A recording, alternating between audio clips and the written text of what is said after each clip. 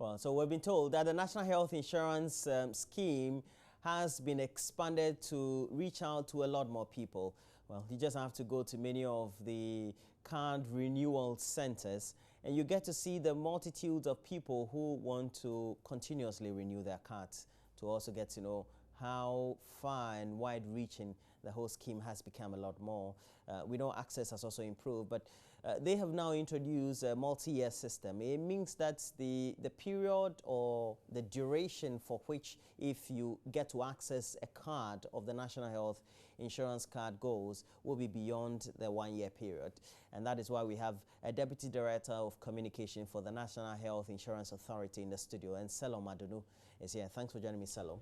Hi. Now, particularly, we know that you have come under consistent criticism over the period, but we'll have time and speak to some other subjects or issues. But this that you've introduced, you call it the multiple renewal card system, or what is it? Yeah, the multi-year renewal. Multi-year renewal. What is it about? Well, very good morning to the viewers. The multi-year renewal is one of the process improvements the NHIS is outlawed. A number of things we're doing to make the experience of our people quite, if you like, to improve the convenience of the system. So what it means is that, for example, what pertained before this new launch was that you had to go to the scheme office or the district office to renew your card after every year. But we think that the back and forth sometimes is time wasting. It wasn't very cost effective to the member, because sometimes the member will have to travel from wherever to the office and back. Sometimes when you get there, the crowd is such that you will have to go and come. So we sat down, looked at the queues, looked at everything, looked at our systems and see how we could adapt and innovate. So we decided to introduce a system we call the multi-year renewal, where if you came to register, for example, you could decide to do it for 2 years, 3 years, or 4 years, which means that you could come back to the office after 2, 3, or 4 years, depending on which one you chose. And so it is not compulsory. It is purely by choice and eligibility. If you're eligible to do it, then you do it. Talking about eligibility, we have various categories of NHIS members. We have SNIT contributors, we have the people in the informal sector, we have people below the age of 18, we have pregnant women, we have a lot of them. All the groups except pregnant women and SNIT contributors are eligible. The reason being that, for example, if you're a pregnant woman, you don't pay premium, it is free for you. So you can't do multi-year registration. You can't say you're a pregnant person, so you want to do for 3 years. Indeed, pregnancy is less than 1 year. So the normal, registration will do for you.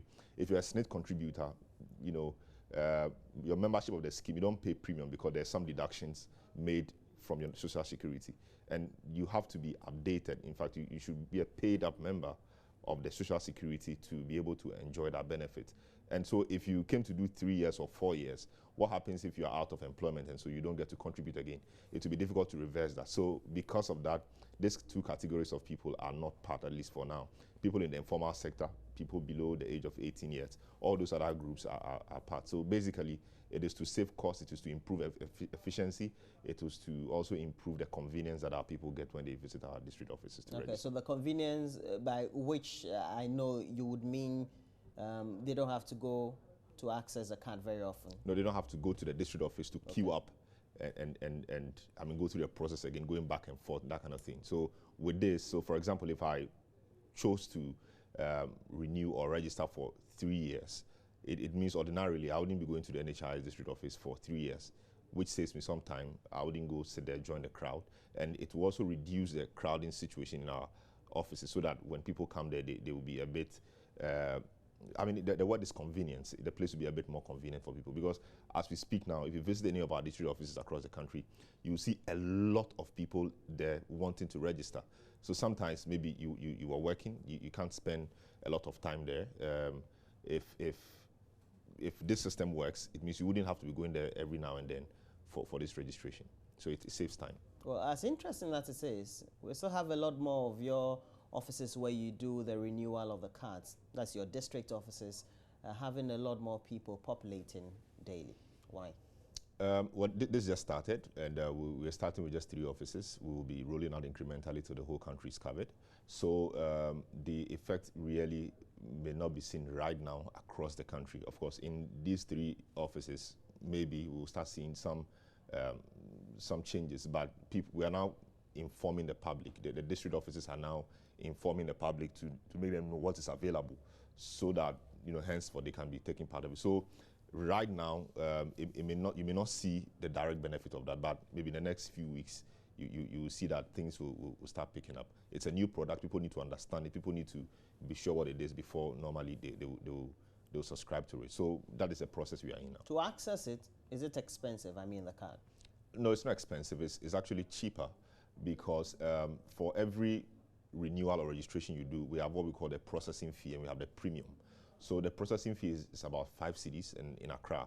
The premium in Accra is about 22 cedis in Accra, because the NHIS premiums are set. They are not actually determined, because a lot of things were taken into consideration. If the premiums were actually determined, it would mean that the premiums were going to be very high. But because it is a tax-funded, scheme, more or less, a bigger chunk of the burden is been borne already by the taxpayer. So it's just a little token paid in premium. So the premium in Accra is around 22 cedis. Other parts of the country, rural areas, may be cheaper. So that 22 cedi, which is a premium, you don't touch that. But the 5 cedis extra, which makes the whole thing 27 cedis in Accra, that 5 cedis, if you want to do 2 years, you have a 25% discount on that 5 cedis. If you want to do 3 years or more, you have 50% discount on that. So if you want to do 3 years, you will add the premiums. That is 22 times 3. That's around 66 cedis. And then you discount the processing fees by the percentage applicable.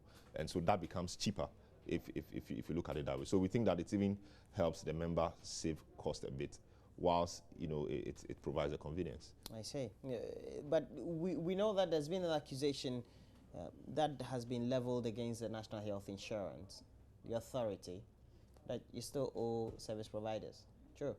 Of course. I mean, the NHIS will always owe, because that is how the scheme has been designed. And the scheme has been designed such that you will have to provide care. Well, to the tune of several months in lieu. Well, it depends. In excess of 7 to 8 months. It depends on what you're looking at. I recently saw some data from our end. We ran some analysis. A lot of some offices had not even submitted claims to, close to 300 days, some 350 days, of course, some 200 days and less. So if you've not submitted claims close to 300 days, that is almost approaching 10 months or 11 months, or almost a year.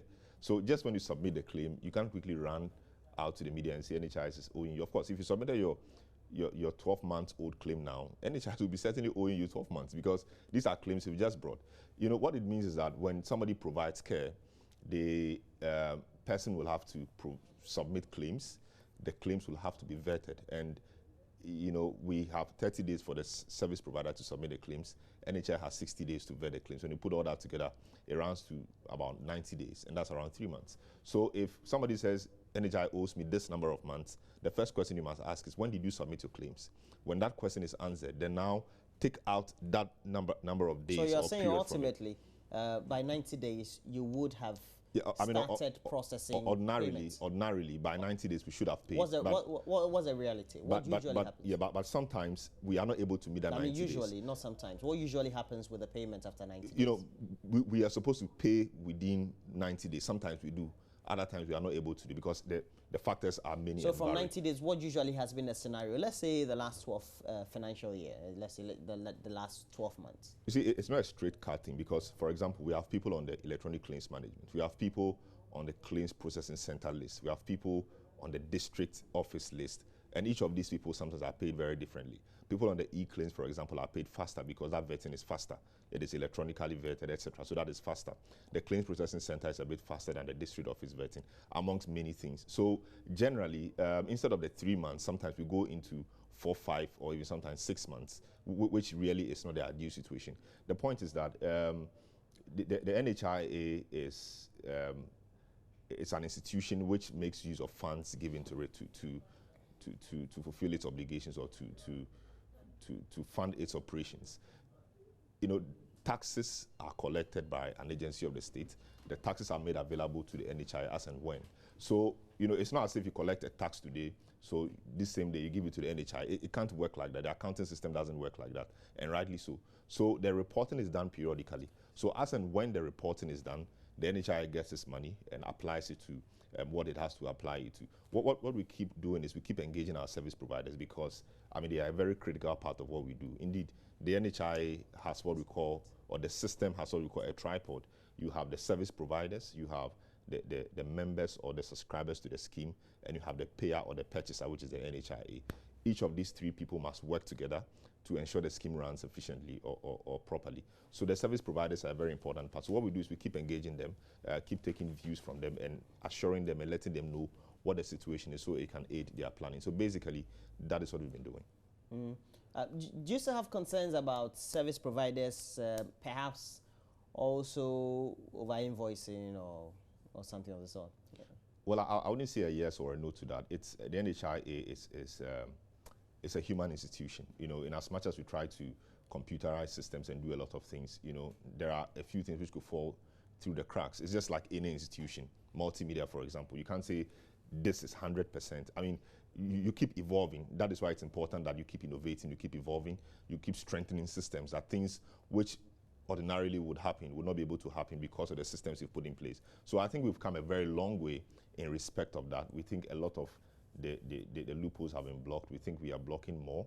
And the more you block them, the more you get to see new ways people try to do things. But generally, we think our service providers are clean people, they are good people, and they are doing very well. But the complaints have been coming on, especially you've been very much in the news as far as this very electioneering is concerned. The last 3 months, it's not been a very good publicity for you. How do you hope to counter that with the political parties mainly? Well, we don't need to counter that. The experience is there for everybody to see. And I mean, some of us are really not surprised that the NHIS sometimes becomes the centerpiece of messaging. It's always political in some sense, but the only thing we caution against is that the criticism of the scheme must be constructive. If the criticism is meant to destroy, then that is not appropriate because it takes a lot of effort to build. So if it's destroyed in no time, it doesn't help anybody. If you go to many places in the world, healthcare financing is a hot political issue. If you go to the US, for example, you heard about the Affordable Care Act, popularly called Obamacare, and all the issues around it. Donald Trump said if he won, he was going to scrap it. Recently, we've seen that he's backtracked, which tells you how things work politically. When you are confronted with the reality, the things are different. When you go to the UK, for example, you know about the NHS, which is one of the things that the UK guys are very proud of. Constantly, the Tories and the Labour guys are constantly debating it. Others saying that it will collapse, others saying that if you don't do this, this will happen. Indeed, about a year ago, we heard that if they did not raise more money, about 2.5% or so of the total money, if they didn't raise that, the service was going to collapse. But here we are, many countries in the world, Canada, France, etc. They've all had the same issue. So it is an important issue. I think that's why politicians talk about it. One thing I know for sure is that the NHIS is a social protection program. And once it's a social protection program, which covers about even 20% of the population, it means a lot of people now are on it. And health is emotive. So, health generally, we have pain, we have loss, etc., suffering. And sometimes it's easier to take advantage of people's suffering and people's pain to push a message. How you with the NHIA communications answer this? The NHIS is collapsing. We hear this phrase all the time. Well, I mean, the NHIS has been said to be collapsing or collapsed since 2008, 2009, 2010, 2012 we heard it, 2014 we heard it, 2016 here we are hearing the same thing. But what is important is that the more we hear those things, the more the scheme expands. Even as I speak to you on a daily basis, about 40,000 people register to join the scheme. So that is certainly not a scheme which is collapsing. What you can say is that certainly the scheme has challenges, but if there are challenges, name the challenges and let's deal with the challenges rather than saying that it is collapsing. Because what will you tell somebody who goes to the hospital and receives care? So if you tell such a person that it's collapsing, to that person it is not true because the person is being a beneficiary of the system. So it is not actually the correct thing to say. So what we do is that we just confront the situation with the facts, we confront the situation with the experience that people get, and it even spurs us on to even work harder so that the end user who is in direct contact with the system will be able to tell what is true from what is not true. And so following that, you subsequently tend to hear arguments about some patients going to the hospital and even though they have the NHIS card, they are not in a position to access certain services or certain drugs that is, if they have been treated? Well, these complaints will keep coming. That is why we keep working. It's a human thing. You have 11.3 million people on the scheme. You have about 4,000 and over service providers. So it's normal. It's not normal. But what I mean is that when you're running a huge institution like this, some of these things will happen. What is important is what your addressing mechanism is. In which you have a card. And some people go to the hospital and can't access certain drugs that ideally the NHIS drugs list would have said. If I could just clarify, it is not supposed to be so. In the UK, for example, I mean, I keep using these global examples because these are the people we look up to sometimes. In the UK, for example, somebody on the NHS, rightly so, goes for an appointment to see a doctor. It takes a month or more for the person to see the GP. You know, it happens. But will you say that because it takes a longer time? But it depends on the type of ailment. You know, exactly the case. We don't live in isolation in the world, so you cannot just be giving such examples in vacuum. No, we don't live in isolation. The more reason why we need to connect with the examples. Because if you are living in Ghana, you have malaria, you don't expect the person to book a GP a month before. No, I mean, I hope that's not the argument you're making. Certainly not. I'm just trying to let you appreciate how the situation works. So if you are even multimedia, I'm not sure anybody you will speak to will say I'm 100% happy with the system run here. But does it mean that it's a bad system? No. It only means that it's a human institution. There are human beings who are in charge of the system. Other things your bosses may not know, individuals are doing, which, you know, maybe they don't know. But once they get to know about it, they take steps to address it, I believe. It's the same thing. 11.3 million people scattered around the country, over 4,000 facilities in every nook and cranny of the country. When you go to a facility in some village somewhere, a nurse or somebody tells you something which impacts how you see the scheme generally. Why is it that we have some service providers or some health institutions who refuse to take the health insurance cards? I don't know about any health, any such institution. I mean, we hear those things, they are anecdotal. But if you pin the people down to mention, people are not able to. I don't know if you have names, but if you pin people down to give you examples of such facilities, they are not able to. It is just anecdotal. I may go to a facility, maybe the doctor will see me. Are you saying such facilities don't exist? Not necessarily public institutions, but even private institutions are not supposed to. You see, if those facilities, we have ways we operate. We don't just operate like that. Before you join the NHIS, you apply, you go through an accreditation or a credentialing process. We kind of tell you this is what we do. This is how it will be. Sometimes this is how it will happen. But if it happens this way, these are the means of seeking redress. We tell you all that, and you sign onto it. It is very voluntary, and you choose to sign onto it. So if you are leaving, we have to know. So it's anecdotal. For example, I could go to a facility, a doctor may see me, may write medicines for me because the complaints usually are around medicines. May write the medicines for me. The medicine may not be available at the pharmacy of the hospital particularly, or maybe at that particular time. So they may tell you to go buy it outside. It doesn't mean the scheme doesn't cover it. It doesn't mean it doesn't work. It only means that the hospital is run out of drugs for that particular ailment.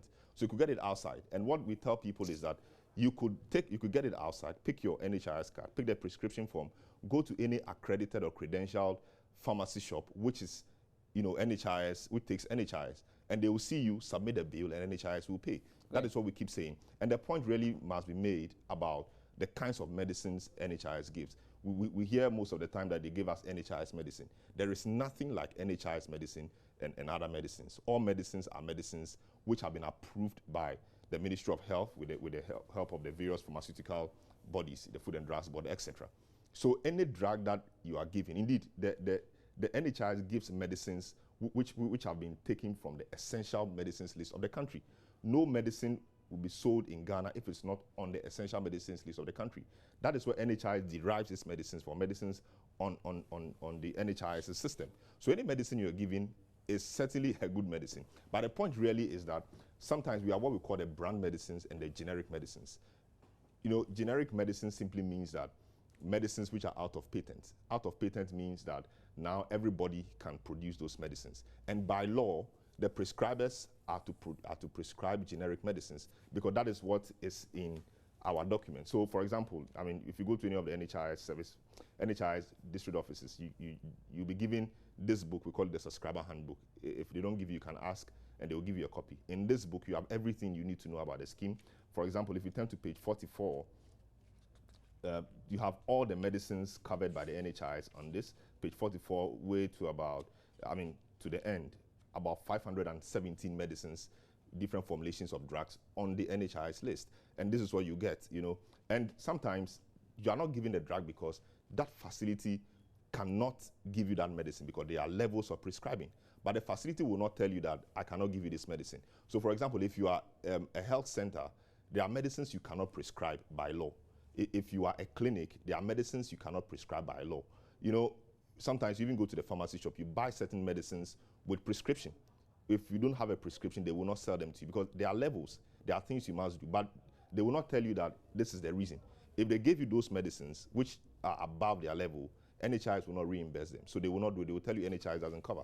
Meanwhile, it is a level of prescription matter. So I think we need to explain these things more so our people understand and know what to do. I believe it's one of the reasons why we're having the discussion. Yes, and we'll have a lot more discussions as we also alongside open the phone lines. And please make sure you join us through the phone lines 03022 11691 or 2. Again, let me just run through the phone lines 03022 or 2, and we'll put them on the phone on the screen for you. But I've heard of stories that are not bad all the time, in which people have had emergencies, whether they are pregnant women or just normal health emergencies. They've gone to the facilities and they've been adequately served by the health institutions.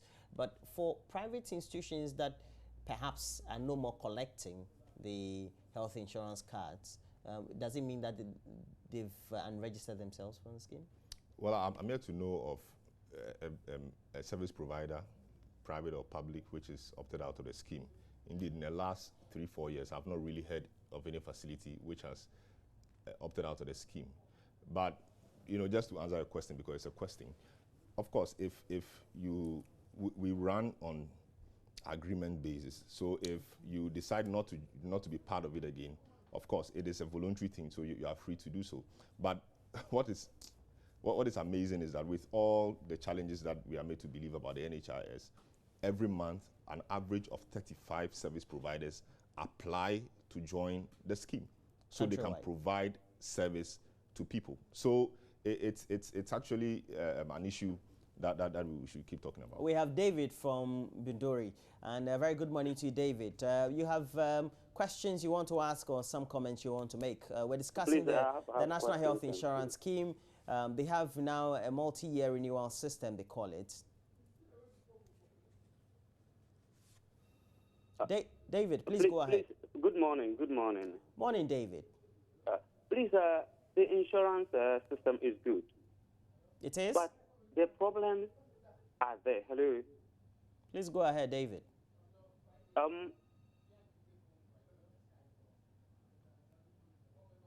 Yeah, but the problems are there. My wife went to deliver in a hospital. When she went there, she bought everything. Which hospital is that? Well, we have to take David off. We have Anas from Kumasi, and Anas is on the line. A very good morning to you, Anas. Well, Anas, I would want it that you are not hearing me from the TV, but directly from the phone. I think that will help us a lot. So don't be monitoring from the TV, okay? Because there are always going to be delay signals. So please go ahead, Anas. I'm very grateful for this opportunity. And my regards to others. So I think the NHIS are doing wonderfully better now before. And I think what the NHIS has to do is they have to increase their public sensitization. There's lots of clients that didn't have in-depth understanding on the concept of NHIS. And I think they are to calling out and educating people.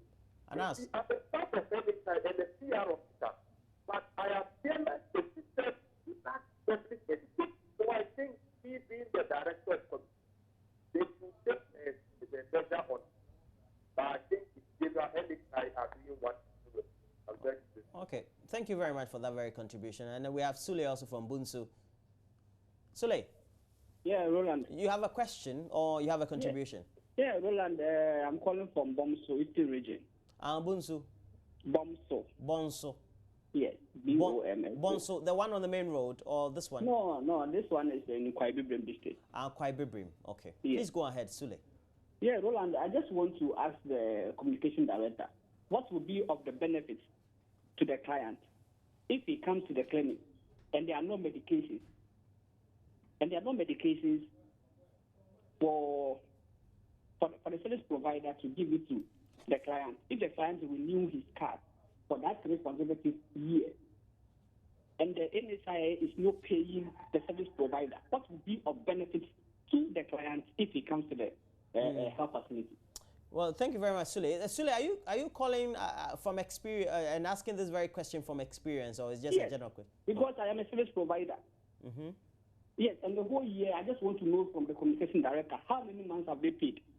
Okay. Please, which hospital?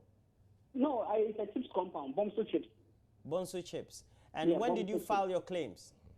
We filed claims at Kwadibim NHIS district hospital. When? Sule, No, when? I think since we'll be filing. Sule, when did you file your last claim? The last claim we filed it, I think, about August. They came for vetting about 2 weeks ago. Which month? August. Yes. Which month? Okay, so you filed your last claim in August. Yes. Before then, are you owed any other claim? Yes, we owe the whole year. Did she submit? I think we just paid January. Okay, so you submitted before January, or you owed from January? We owe from January. Okay, so the payment that you want from January, it's that you filed in August. So you filed from January to when? No, we filed January, February, September, we filed all the months. So let's get this clear. In January, did you file? Yes, I filed. For January. So you filed, was it for January or a previous month from 2015? No, for 2016. 2015? Yes. Okay. And then, Yeah, for 2015. and then when you filed in January, when else did you file within the year? No, like we were filing every month. At the end of every month, we file. Okay. And throughout At the the end of year, throughout the year when you've been filing every month, you've never received any payment yet? Yes. Okay, great. Quite Bibrim. Yes, quite big, yes. Quite Bibrim chips compound. Yes. Oh, well, please react to this. Yeah, I mean, I wish I could react to that, respond to the other issues, but let me just deal with this one. He said the last claim they submitted was in August, and they submitted that 2 months ago. So we are in November, almost approaching But December. since January, he's been submitting every month. But that's not very accurate, because I know we have made payments to somewhere April, and we're still paying. Yesterday, I know we made some payments. So maybe it could be due to many factors. Delays in claim payments are due to many factors, some from our end, some from the provider end, etc. We are almost approaching December, but he just submitted August claims 2 weeks ago. He claims that since January he's not been paid. But that's not true. I'm just telling you that is not true, because I You know... are saying that cannot be true. It Not may that be, it's not true, no, but it may be cannot true, be but it may not be the general situation. Okay. We have isolated instances, because when we are paying, we pay generally across the board. But if there are peculiarities, then we have to deal with them on case-by-case basis. So you cannot say we've not paid you January, and so we've not paid the whole country across January. That is not true. Okay. We deal with... So you are saying that we could have some sporadic... Indeed, there are people whose claims, as far back as August, September, October are now coming in. And we have people who have not been paid for those periods because they've had peculiar issues. Some people's claims have been stopped because there are issues we need to deal with them. Audit issues? Exactly. Some people's claims have not reached them because they have issues with their banks. Many problems exist sometimes from the provider. I know you took some other questions and you would want to. We have David from the Upper East region. Where in the Upper East region are you calling from, David? I'm calling from Binduri, please. Binduri, you're the one who called earlier. Please, Yes. your question, if you have any.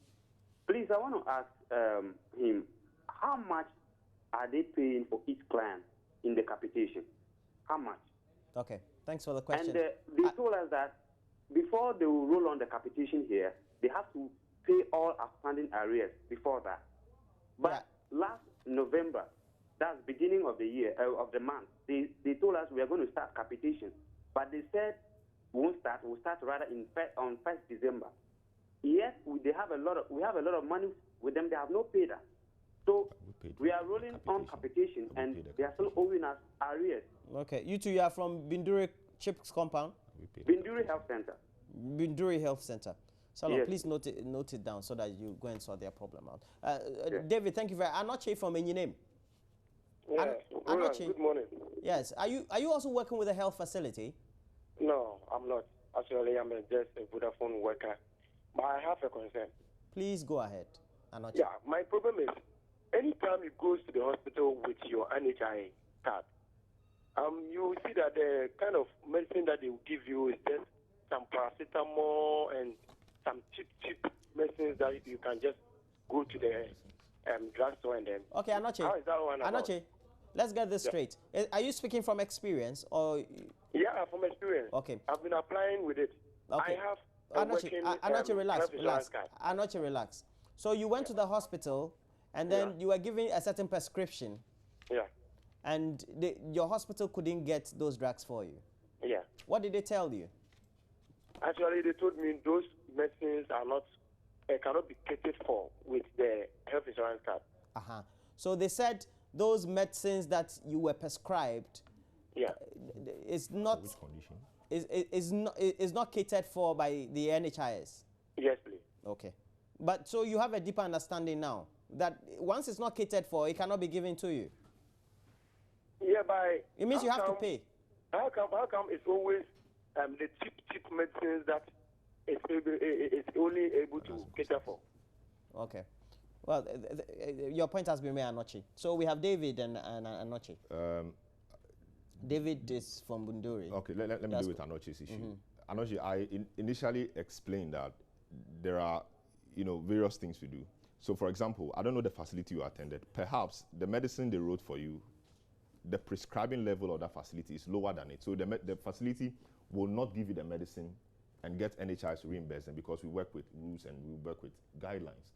So, for example, you can't be expected to be given a drug that will be given to you at a teaching hospital, at a health center, or at a clinic. It can't happen because their thinking is that the lower facility doesn't have the expertise to be able to deliver. But what do we see? We see a lot of people doing things or taking care of people beyond their level, Okay. So let me give an example. Are you saying that, let's say, Binduri Chips Compound or Health Center will not prescribe GlaxoSmithKline kind of generic medicine? Yeah, I mean, those medicines are not generics. I mean, some of them could be generic, but generally they are brand medicines because this is a company's name. And they are not catered for... The same medicine we have in our medicines list, but it may not have that name. So the generic name is what we'll give you because that's a company's medicine. And so the same company, another company like Pfizer, could do a similar drug, almost curing the same condition, but they will not give it this name. So what the underlying thing is the generic name. The generic name talks about the root elements of the medicine. So is it the problem with the health practitioners there who keep prescribing some medicine? The law says that prescribe generic medicines unless in cases where those generic medicines are not available. That's why we talk about patents. So if that company for now, because of research and everything, are the only people to manufacture that drug, then you have no option than to prescribe those medicines. David. So David talked about capitation. What David didn't say was whether capitation monies have been advanced to them or not. Indeed, we've done that. But because I earlier said that we do a lot of stakeholder engagements, the regional health directors, spoke to us and they said, okay, because we want to do ABC, can we defer, the per capita transfer to such and such a date, at which time we'll be very ready. We said, why not? We are doing this together, so let's do that. Indeed, we made promises that we will clear huge chunks of the arrears before capitation starts, and we're in the process of doing that. And he talks about how much we will pay them in the capitation. I mean, he just has to look at how much he was paid the previous time we paid, and he can do his deduction. What it means is that capitation is a numbers game. The more people you have choosing your facility, the more money you have. So just look out for the number of people you have who have chosen your facility, and you can have a rough idea of how much you paid every month. It is so because we want to encourage quality service. If people don't like you because your treatment is poor, they will leave.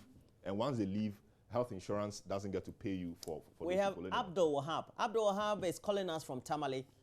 Abdul. Good morning. Decibel. Nah. Great. Please go ahead. Okay. Hello. Please go ahead, Abdul. Yes, please. I just want to add a little thing to the this multi-year renewal system. I think it's actually good. But to talk about the collapsing of the health insurance system in comparison with the daily participants of people, you realize that the education is good and people are now ready to accept the system. That is why every day they are rushing to register. But the problem is they are the service. Like when they attend the hospital, the outcome of the service, they also take into consideration what they go through with the system. And they also compare it to previously, the time that the NHIS was not existent, the way they receive medical care, health care from the facility. Yes. Are you saying that sometimes people are concerned with the level of service they receive when they are having an NHIS card? Yes. Okay. Yes. Are you saying the service is poor? To me, I work in the hospital, so I understand how the system works. Abdul, answer me straight away. Are you saying that comparatively? Are you saying if you have an NHIS card and I go to a facility, the service is likely to be poor? That's all I'm asking. Yes.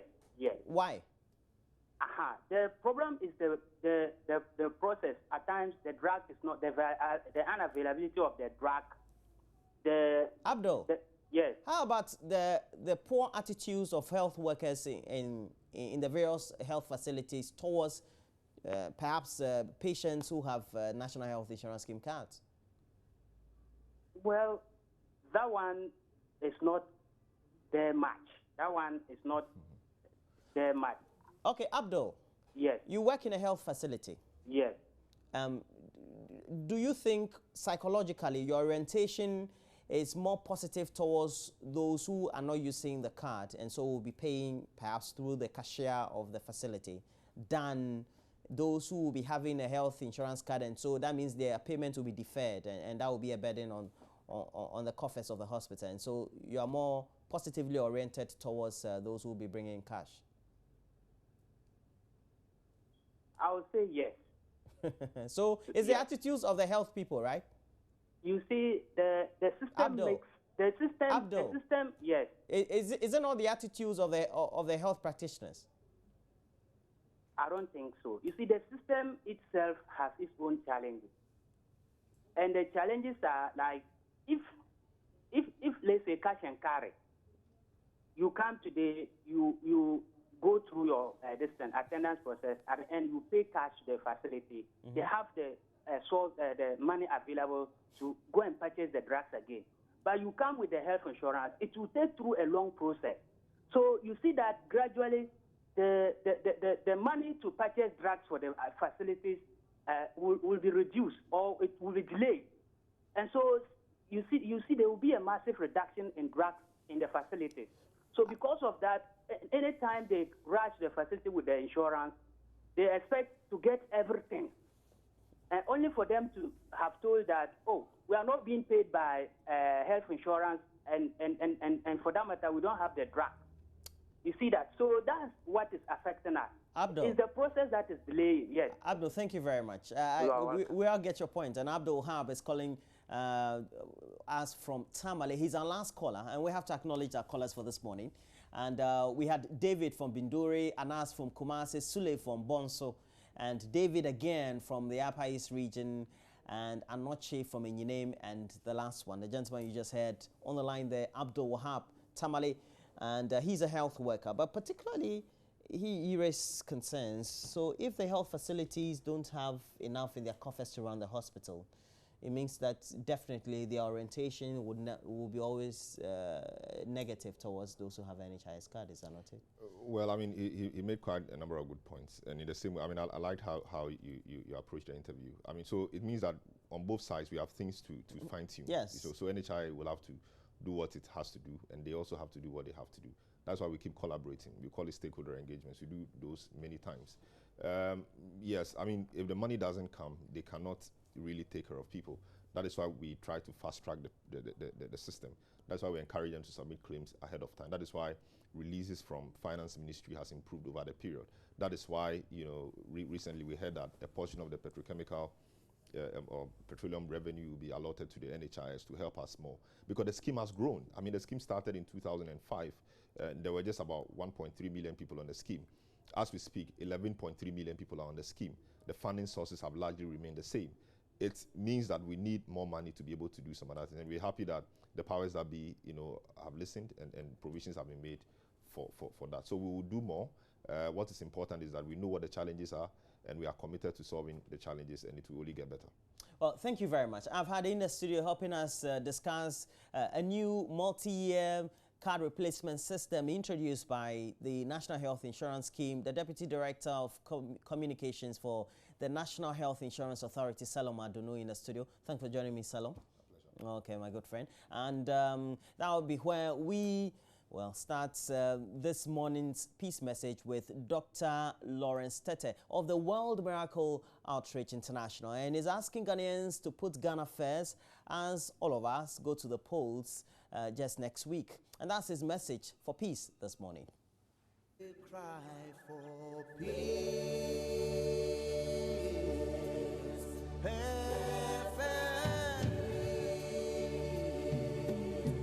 Lord, we cry for love.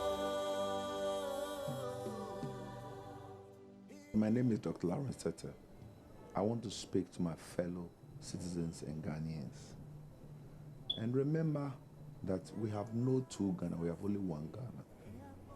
This coming election is not the first time we're having an election. So please let us be mindful of our approach. Let us condemn this culture of insults, and let us be very mindful of our choice of words. I'm appealing to the clergy. I'm appealing to indeed all religious leaders.